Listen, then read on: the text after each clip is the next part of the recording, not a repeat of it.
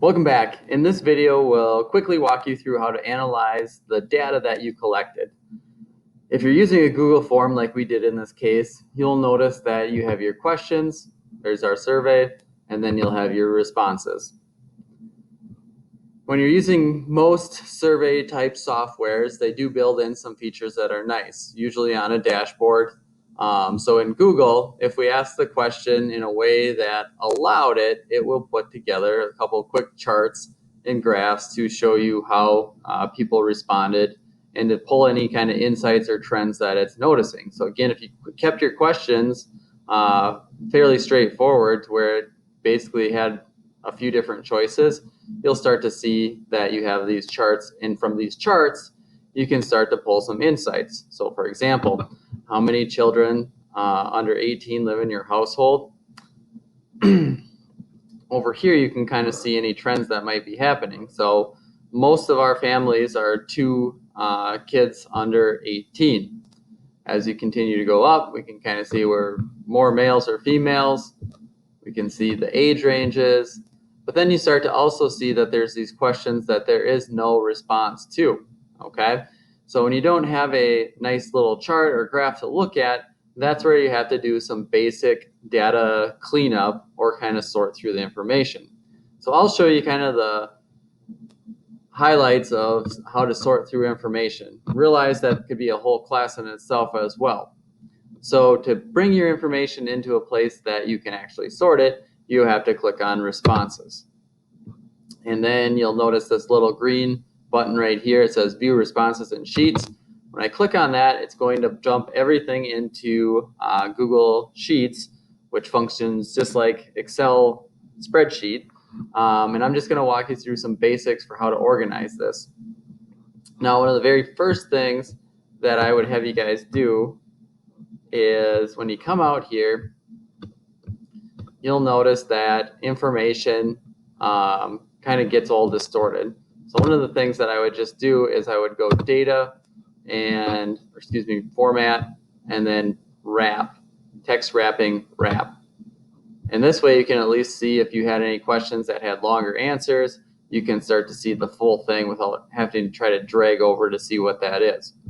Now, you also realize that in some of the questions you asked, maybe they weren't great questions. So this question, again, it says, in the past month, what breakfast cereals has someone in your household eaten?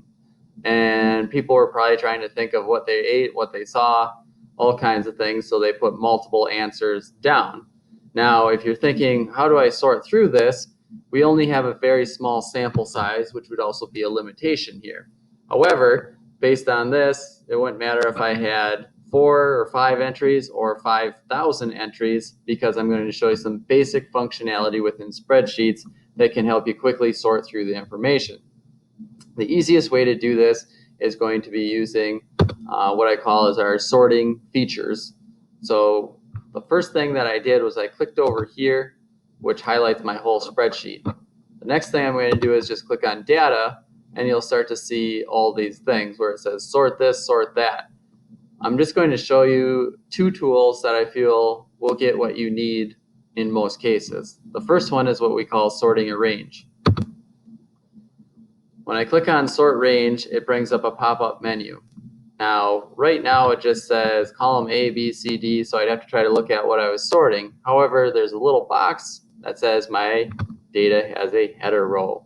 And when I click that box, now I have the headings in my spreadsheet. So that way, if I wanted to sort by age or whatever it might be, I can quickly do that. And then again, you can sort by AZ, which means it would be from A to Z, or you can sort in reverse order, which would be Z to A. And again, that applies to numbers and words. All right, so that's one way you can sort things out. Let's see, let's just do children here. I'm going to leave it A to Z. I'm going to hit sort. Over here,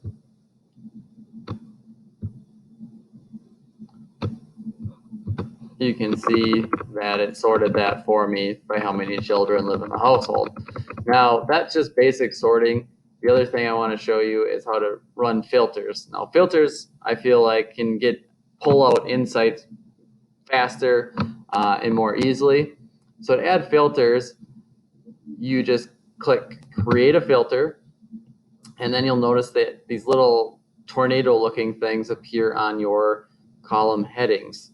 So for example, in one of the questions where it didn't put together a chart or graph, and I want to kind of figure out maybe some trends in this, what I would do is I would click on the tornado, and then I am going to say filter by condition. And when I say filter by condition, I have lots of choices. So I'm going to say, let's just say text contains the word cinnamon.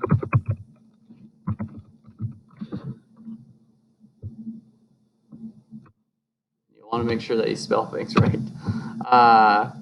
So if I say cinnamon and I say okay, my list quickly shrinks up because then I can see Cinnamon Toast Crunch, Cinnamon Toast Crunch, Cinnamon Toast Crunch. And I can say, oh, okay, out of all the people that took the survey, 3 like Cinnamon Toast Crunch. Then what I might want to do is I might want to say, okay, let's say filter over here by condition. In this case, I'm going to say text contains the word cub. And then I would go ahead and say okay. And then I can see nothing really changed here because out of those people that ate Cinnamon Toast Crunch, they also shopped at Cub Foods. Okay. I could keep filtering my information out. Like I might come over here and I might say, okay, I want to filter this. Again, I'll add a condition. Text contains, and again, you can use all these different features, but I'm going to say text contains the word flavor. And then I'd go ahead and hit okay. And out of all the people that like Cinnamon Toast Crunch, they also prefer flavor, and they shop at Cub. So again, I could take a giant list and I could start to narrow it down to who likes what, and start to kind of sort out customers based on trends. So this is just one way to quickly sort through data. Again, this could be a whole class, but basically use the data tab to use sort range, filters, and you should be able to kind of pull out the things that you need to in order to see what recommendations to make. Now again, to bring your information back, since we filtered the list down, all you have to do is uncheck the filter and all your information comes back. So again, those are some basic functionalities inside of spreadsheets. Again, more could be talked about, but for the case of today, use those as well as the charts that Google creates to pull out some basic insights of what you learned from the survey that you gave. Thanks for listening.